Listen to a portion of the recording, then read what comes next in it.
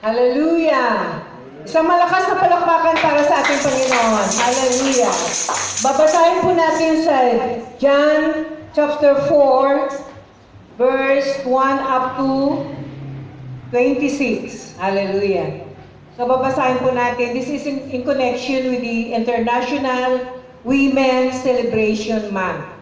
So babasahin po natin yung about the Samaritan woman. Jesus talks with the Samaritan woman. Now Jesus learned that the Pharisees had heard that he was gaining and baptizing more disciples than John. Although in fact it was not Jesus who baptized, but his disciples. So he left Judea and went back once more to Galilee. Now he had to go through Samaria. So he came to a town in Samaria called Sychar, near the plot of ground Jacob had given to his son Joseph. Jacob's well was there, and Jesus, tired as he was from the journey, sat down by the well. It was about noon. When a Samaritan woman came to draw water, Jesus said to her, "Will you give me a drink?" His disciples had gone into the town to buy food. The Samaritan woman said to him, "You are a Jew, and I am a Samaritan woman. How can you ask me for a drink?" For Jews do not associate with the Samaritans. Verse 10, Jesus answered her, "If you know the gift of God and who it is that asked you for a drink, you would have asked him, and he would give him you living water." "Sir," the woman said, "you have nothing to draw with, and the well is deep. Where can you get this living water? Are you greater than our father Jacob, who gave us the well and drank from it himself, as did also his sons and his livestock?" 13, Jesus answered, "Everyone who drinks this water will be thirsty again. But whoever drinks the water I give them will never thirst. Indeed, the water I give them will become in them a spring of water welling up to eternal life." Verse 15, the woman said to him, "Sir, give me this water so that I won't get thirsty and have to keep coming here to draw water." He told her, "Go, call your husband and come back." "I have no husband," she replied. Jesus said to her, "You are right when you say that you have no husband. The fact is, you have had 5 husbands, and the man you now have is not your husband. What you have just said is quite true." Verse 19, "Sir," the woman said, "I can see that you are a prophet. Our ancestors worshipped on this mountain, but you Jews claim that the place where we must worship is in Jerusalem." Verse 21, "Woman," said Jesus, "believe me, a time is coming when you will worship the Father neither on this mountain nor in Jerusalem. You Samaritans worship what you do not know. We worship what we do know, for salvation is from Jews. Yet a time is coming and has now come when the true worshippers will worship the Father in the Spirit and in truth, for they are the kind of worshippers that Father seeks. God is Spirit, and His worshippers must worship in the Spirit and in truth." The woman said, I know that Messiah, called Christ, is coming. When He comes, He will explain everything to us. Then Jesus declared, "I, the one speaking to you, I am He." Hallelujah. Salamat sa iyong salita, Panginoon. Manalangin po tayo. Yes, we praise God. Tunay na Ikaw ang Diyos ng mga Diyos at God of all gods. Hallelujah, Lord Jesus. We praise you. Salamat sa umagang ito, Panginoon. Tunay nga Ikaw, Panginoon, ang aming sinasamba, pinapupurihan at pinasasalamatan at niluwalhati sa umagang ito, Panginoon. Lord, as we hear your message, Panginoon, Please help us, O Lord, to be holy. As you said to your scripture, Panginoon. Tulungan mo po kami, Panginoon, na magsamba at magpupuri sa iyo, Panginoon. Malasap namin ng marudog ang iyong kaningingan at ang iyong pag-ibig, Panginoon. Tunay kang ang Diyos, Panginoon, because your love endures forever, Panginoon. Salamat sa iyong free gift of salvation. Salamat, Panginoon. Lord, as we listen to your words, Panginoon, we lift up this group into your presence, that the Holy Spirit will control us, Panginoon. At tinataas din na po namin ang aming mensahero sa umaga. Ito, Panginoon, give him the wisdom, the knowledge, and understanding, Panginoon.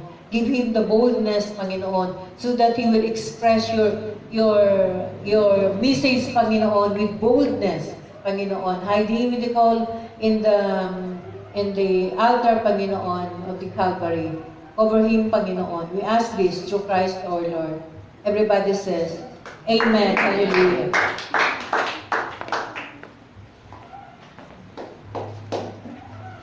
Pwede po tayo maupo. Hallelujah. So, kilala niyo ba ang Diyos natin? Amen. Sabi ni Jesus, di ba?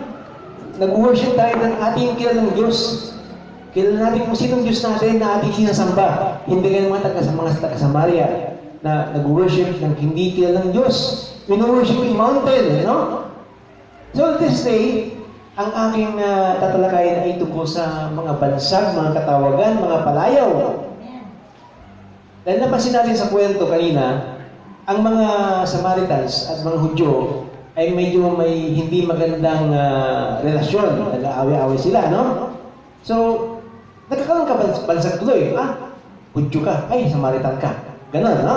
So, yung mga bansag na yan, mga katawagan, mga palayaw, ay kuminsan maganda siya, no? Magandang katangian. Yan ay dahil sa magandang katangian na pwedeng ipagyabang ng isang tao. Ano ba, maganda siya. Ay, si Bebeng ganda. Ay, maganda ako. Ito siya. O kaya, masama naman, pangit na katangian na ikinakahiya. Ano ba, si Bebeng kirat. Si Bulbukol. So, gano'n, no? So, naging katawagan siya, no? At dahil dyan, yan ang naging ugat ng mga kasinungalingan at pamutya, which is hindi dapat natin gawin. Dahil tayo ay nilikha ng Diyos na pantay-pantay sa kanyang paningin. So huwag tayong mangutya. Siguro maganda kung puros maganda yung lalabas sa ating bibig. Yun naman ang gusto ng ating Panginoon, no? So, tignan natin background ng mga Samaritans. Bakit ganun? Bakit medyo masama yung relasyon nila? Si Isaac, na anak ni Abraham, ay may dalawang anak. Si Esau at si Jacob. Na si Jacob naging Israel, di ba? Si Esau ay nag-asawa ng Samaritan. At kinagalit ni Rebecca. Yung kanyang Rebecca ba yung asawa niya? So, kinagalit ng nanay, pati ni Isaac. So, hindi pinagpala si Esau dahil nga nag-asawa ng Samaritan. Pero yung kwento dito, ay parang kabaligtaran ng Good Samaritan. Naalala niyo yung kwento ng Good Samaritan? Na kung saan may isang Hudyo na hinold up, tapos hinubaran, binugbog, nakita ng isang Samaritano, ang ginawa, ginamot niya, pinatira sa hotel, siya nagbayad ng bill ng hotel. Diba? So, ibig sabihin nun, kahit na ano man yung lahi mo, kahit na kayo magkaaway, kung ikaw ay talagang minamahal mo yung kapwa, gagawin ka ng mabuti. Ganun yan, no? So, dito naman, yung babae, yung Samaritan woman, humingi si Jesus Christ ng tubig. Binigyan ba niya ng tubig? Ano pa sino? Nagbigay pa siya ng tubig. Pinainom ba yung babae si Jesus Christ?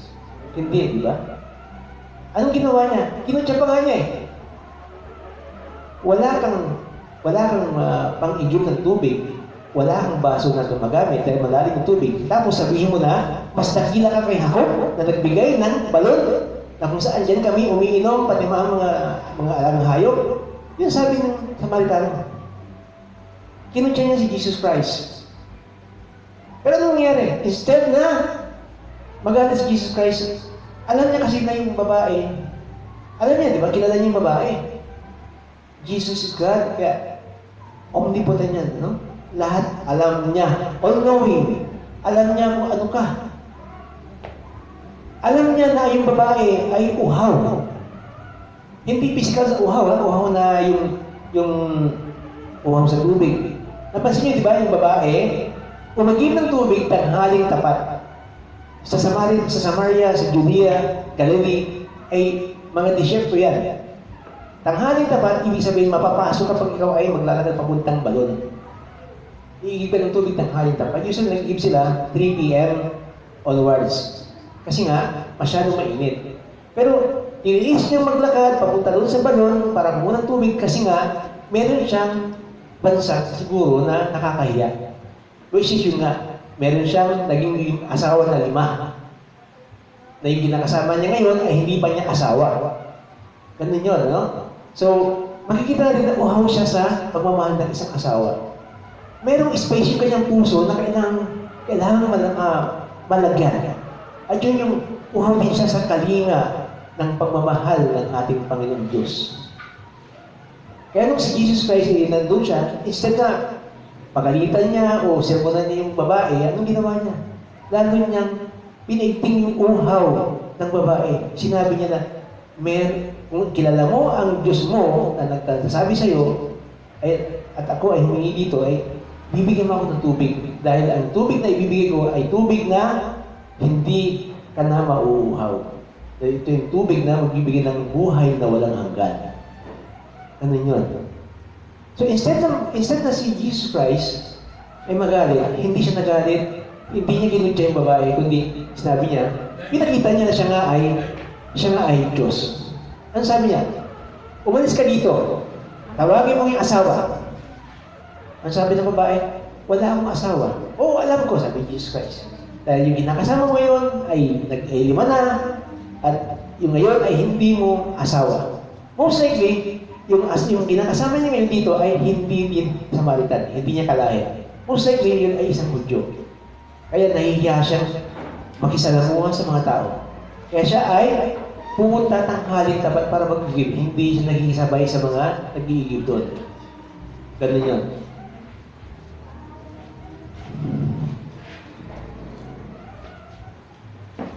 So, para mabawa yung kanyang uhaw, yung uhaw sa puso niya, yun nga, sinabihan siya ni Jesus Christ. Ang ibibigay ng tubig ay isang tubig na magbibigay ng buhay na walang hanggan. Hindi ka na babalik dito para ikaw ay iigib ng tubig, sabi niya. Yung babae dito is more on physical yung kanyang sinasabi. Yung pagkauhaw ng kanyang katawan, no? Pero si Jesus Christ naman, sabi niya, ito yung buhay na walang hanggan. Hindi ka na mauuhaw. Sabi niya, no? So, ang pa dito, sana ay magkatulad tayo ni Jesus Christ na pag tayo ay kinukutya, ay hindi tayo nagagalit, hindi tayo nag-retaliate, kundi mas lalo natin siyang mahalin. Okay, napansin natin, di ba? May mga religion na iba yung turo na pag nakilala mo, kukutyain yung religion mo, di ba? Yung paniniwala mo. So pagka ganun, instead na magaling ka sa kanila, huwag ka na magaling, huwag makipag-away.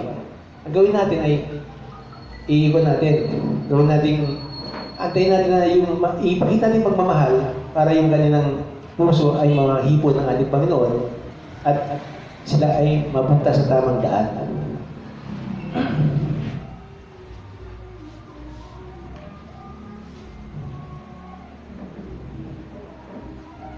So pag nangyari to, ano ba nangyari nung before we proceed, no? Ano nangyari? Nung umalis yung babae, pumunta siya ng bayan, siya yung unang marites ng document, no? Pumunta siya ng bayan, pinagkakalat na siya ay na-meet niya si Jesus Christ na Bisaya. Kaya anong nangyari? Lahat ng mga kalalakihan doon, nagtungo kay Jesus Christ at nagpabautismo at hiniling na si Jesus Christ ay mag-stay sa kanila. At yun nga, ayon sa sulat ni San Juan, ay nag-stay si Jesus Christ ng 2 days doon para turuan sila ng tamang katuruan. So dito makita natin na yun nga, maganda yung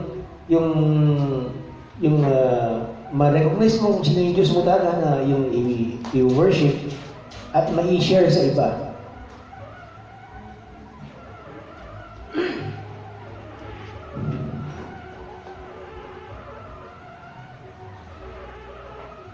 So sana, tanggalin natin yung mga labels natin na yan, yung pagbibigay ng bansag sa tao. No? Dahil sometimes, ayan ay nag-create ng problema, ng kasinungalingan. Instead na magmahalan tayo, ay nagkakaroon tayo ng pagkahati-hati, pag-grupo-grupo, kung saan dapat tayo maging isa, no? Isa sa para kay Kristo.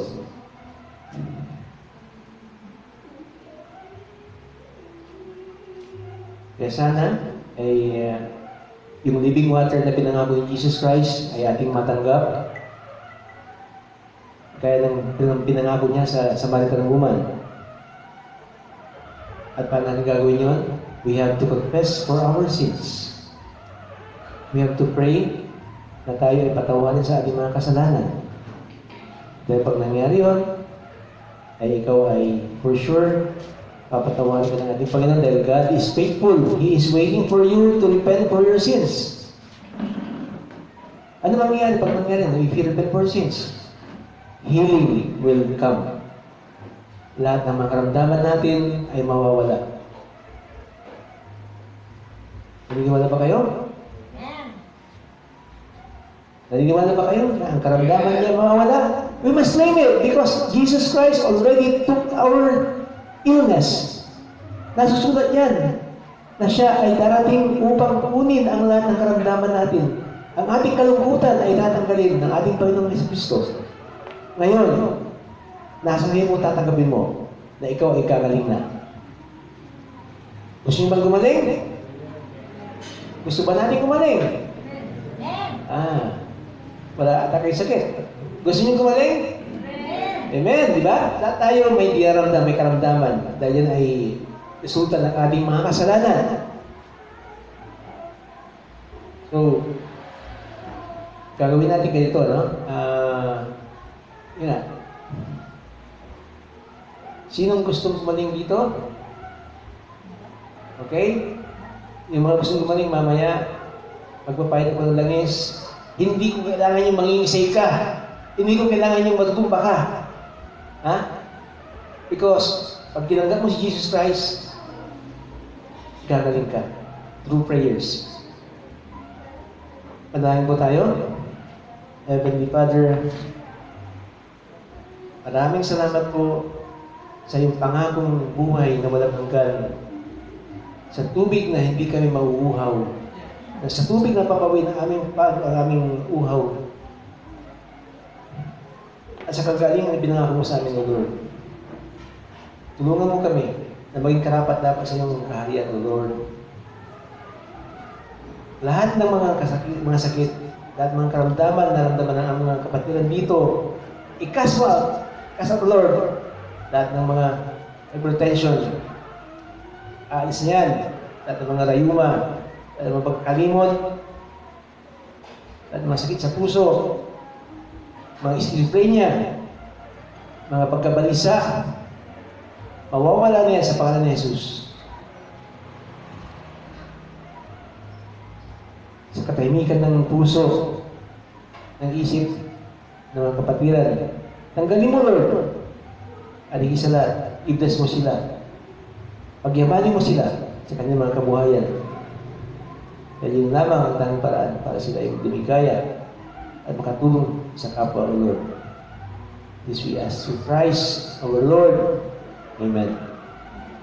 Okay, so